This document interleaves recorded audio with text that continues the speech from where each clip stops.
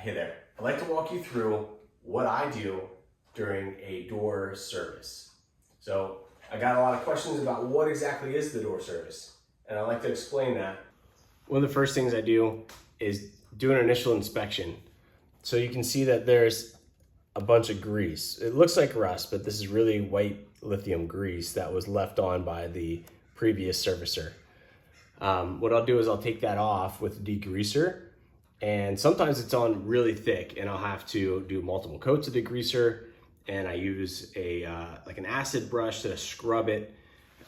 This is the most time consuming part of the door service.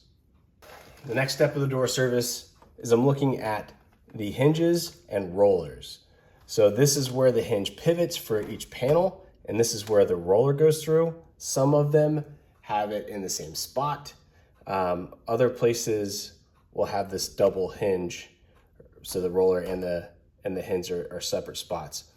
But looking at the wear and tear that slides back and forth here, looking at the bearings and the wheels as well, I'll degrease all this and apply some grease on the inside of the track where this roller runs up and down. So the inside of this will get greased as well. So up here we have the drum. The cable that runs down the side of the door and hooks to the very bottom plate on the door. This is the part that will lift the door up, and making sure that the cable is on the drum and the drum doesn't have any sharp edges on it. That's important for the cable health and lifespan of the cable. All right, up here we have the springs. So this is the mechanism that actually lifts the weight of the door. And this part is where the most dangerous section of the door is. I will check the general condition, which these look really good. A little bit of rust is starting to show up on them. So I will unwind these and then make sure that they have the right amount of turns on them when I put them back, but I'll also oil it once it's unwound, and that will get the oil inside and help prevent this rust. Now, the more that this rust happens, the longer that these are wound up, that's when the potential of this breaks. Everything has a duty cycle, so it's one full cycle is up and down, and typically these have a 10,000 cycle lifespan. Sometimes it's 12. You can get more highly engineered, which would be thicker. They have like a good paint on it, and a lot of times they can be upwards of 20 to 25 cycles. Now, you use the garage door approximately 1,000 cycles per year. So if you get a 10,000 cycle, the spring should be good for 10 years. If your spring is not lasting 10 years, then there's some other issue, whether the door's too heavy or something's misaligned. There's bearings in here. Maybe those bearings are shot, and it's actually harder for the door to go up and down than it's supposed to. All right, so here we have the opener. There's many models of openers. They all typically do the same thing.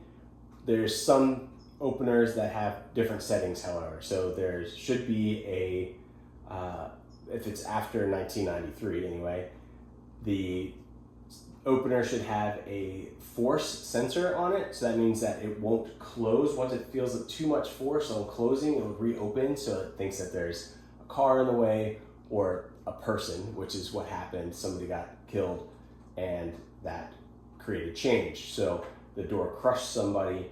Now you have that force setting to prevent that from happening.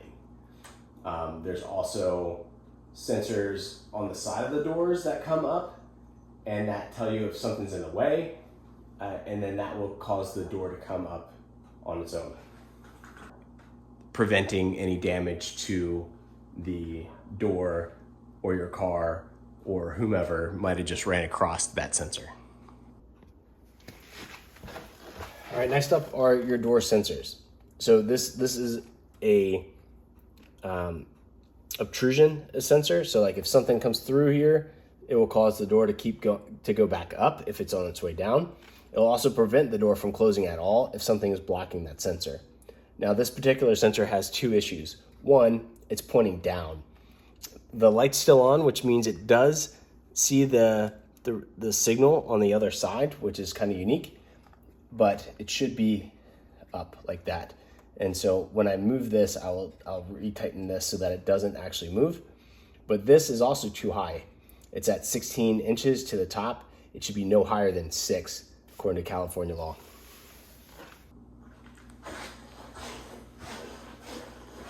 All right, one of the last things that we do is a door balance test. And for that, I disengage the door and lift it. Now, it should be very easy to pick up.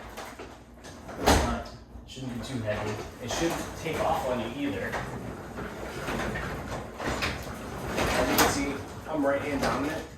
I was able to lift up this door completely open with ease with my non-dominant hand. So this is actually a well-balanced door. This is a well-balanced door. It was pretty heavy on the very bottom half, and I'll just double check the amount of counts that is. I'll probably increase it by 1 or 2 so that the entire process is smooth. But beyond that, I'm very happy with how that door operated. Another thing that we do, and this garage is pretty nice, but go around all the edges of the track, outside here, down the wiring, across the top, and we remove all of the spider webs. One, because I'm not a fan of spiders, but 2, these webs will collect junk that will fall into your track and possibly throw off your door a little bit. Plus, if the whole job is cleaner, you know I looked at everything. If somebody services your door and they charge you for a ton of work, but you come out and you look at the door and it's full of dust and grease and it doesn't look better than when they showed up, how do you know that they did exactly what they said they did without being standing over top of them, which nobody really enjoys that either. If you have questions, please ask your servicing representative, but as far as this goes, it should be a plain and stark before and after difference. When I do these services, I will take pictures beforehand, I will take pictures after. If I find any problems, I will notate that in the picture. I'll take measurements of your springs so you know exactly what size springs you have. If something looks like it's gonna wear within the next year or so, I'll make the recommendation to change it. Typically, you might see holes in the corners where like rats and whatnot have chewed through, but specifically on this door right now, this looks okay. It has multiple sealants where if you're pressure washing the garage door or cleaning your car, these little the little legs, the little walls that are on the ground, that prevents the water from actually coming through, and there's no tear. So I think that this is in good shape. While I'm here, I'm also looking at the weatherproofing. So granted, this has some paint on it, and sometimes the paint will actually dry the rubber, but there's a lot of pliability in all these weather seals. This weather seal is in great condition, and probably why the inside of this garage is so clean. So this prevents any debris from coming through the sides or the top as the wind blows. A lot of times the dust and leaves and whatnot will blow against the door. They tumble, they come all the way up the door, and they might shoot through a gap in the top and make the inside of your garage dirty. But this is a great example of a good conditioned weather stripping. And as you can see with the door down, there's very little gap all the way around the door. So this is in great shape.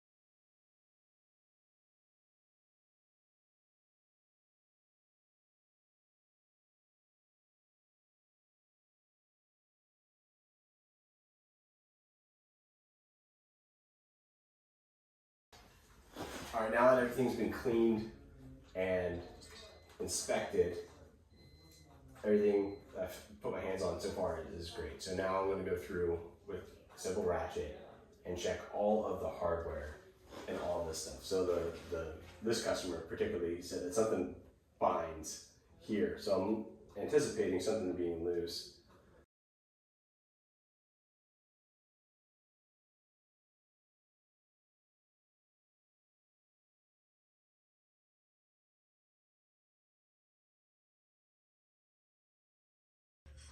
The first is inspection, then degrease. Now I am going to lubricate everything, rewind the bars, make sure that everything operates okay. Then I'll move on to the opener.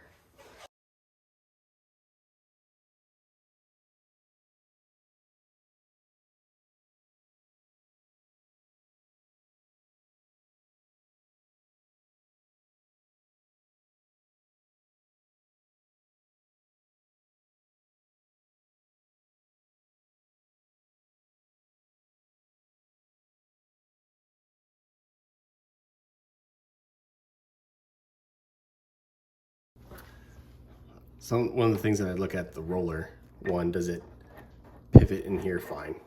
And they make quieter ones than this actually. Like this, they have a coating on the outside that you don't get any of this slop here, and it wouldn't make a metallic sound as it rolls. This is all nylon. On the inside, look at the wiggle. So this is a brand new one, and there is like almost no wiggle whatsoever, right? There's wiggles just a little bit, and I test every single one of these. Now I think this is fine. If there's excessive wiggle, then this roller could potentially fail, which when the door is in the open position, this is the only thing that's holding the door onto these rails. So then if that fails, your door falls, and that's no bueno for anybody. Another thing to look at is that did you know all parts of the hinges are supposed to be moving independent of each other?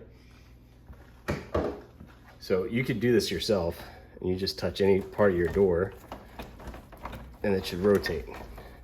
This one even has a little bit of paint on it, but it rotates, which means that there's lubrication inside. So these weren't free floating when I got here, but now because everything pivots and rotates, when the door opens and closes, the opener works a lot less hard. It's a lot easier for the opener, and therefore your opener will last longer. All right, so here we are. Door is lubricated, springs are tight. Now we're going to do the door balance test again. So this should be easier than it was before. Again, not allowed in the hand.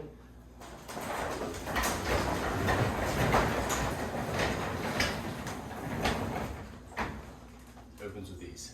Very, very happy with that.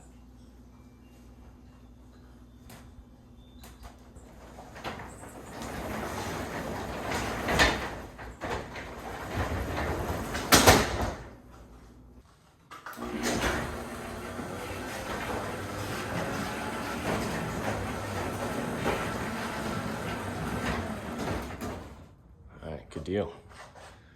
Next is for the intrusion, the obtrusion. So I'll press the door and then run out and interrupt the beam.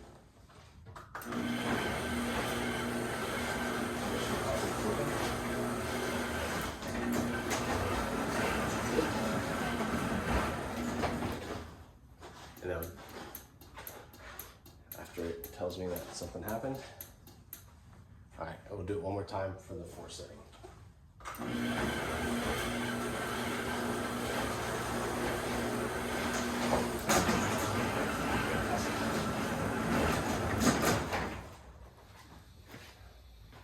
That's it.